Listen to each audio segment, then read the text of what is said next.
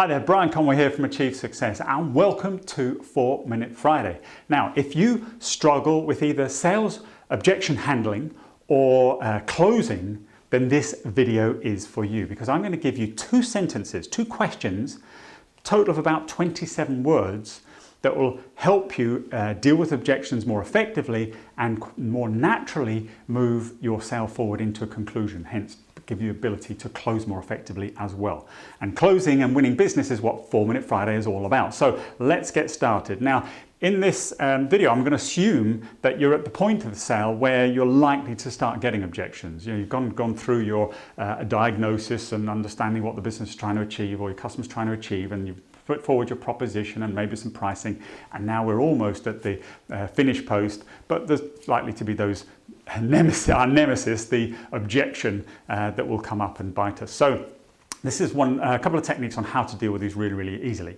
So first thing is to ask the question, what would stop you buying from me today?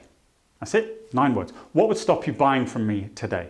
Now you might put that in slightly different context or phrase it slightly differently to make sure you're comfortable with that. So you might say, do you have any questions or concerns about our proposition that might be a problem for you in making a decision, or words to that effect, but you kind of get the idea. Now what this is doing, it works at a number of levels. First of all, it's putting us in control of the situation. So we're putting the customer kind of on the back foot, so to speak. They've got to kind of think about what is it that would stop me making a decision, rather than usually the other way around where the customer's throwing objections at us and we're on the back foot trying to defend our corner and defend what we're selling. Okay, so it works a bit of a psychological level. But what it's doing is getting the customer to basically give you a list of the success criteria, their buying criteria, what would enable them to sign the order. So they may say something like, well, all right, your price, you're slightly out of budget. If we could kind of shave that down a little bit, that would be one thing. And secondly, your timescales, let's say, you'd rather it delivered a little bit sooner.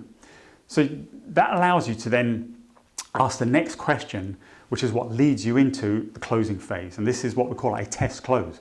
Because we're now going to ask the customer, well, if I can answer those questions to your total satisfaction, would you be able to place your business with me today? Or are we going to be able to proceed forward in the sale? Because it may not be a literally written signature at this point. Their decision or buying process might mean that now the proposition has to go to finance or to sign it off or something. But whatever the next stage is, ideally it's just moving it further towards the close of the deal. So that's what we're going to ask. If I can deal with those two things, have we got an order, basically? And again, you're going to get yes or no. Now, if they say no, this is where alarm bells should come up. Well, why not? You've told me what your buying criteria are. You said these are the two things that I need to address. And now I'm saying, well, if I address them, you still won't place the order.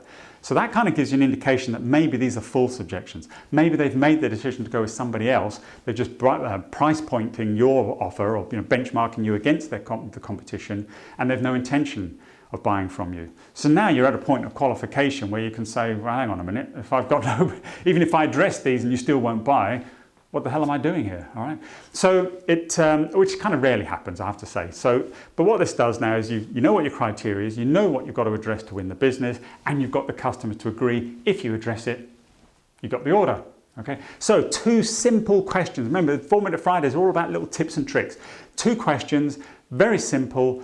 What will stop you buying? And if I address those things, will you buy? That's all we're asking in effect. And I guarantee that will significantly make objection handling a lot easier and increase your ability to close business. So I'm going to wrap it up there. Thanks for your time. Hope you have a great weekend, a great week selling next week. Try these little tips, and I look forward to seeing you next Friday in 4 Minute Friday. I'm Brian Conway. Bye-bye.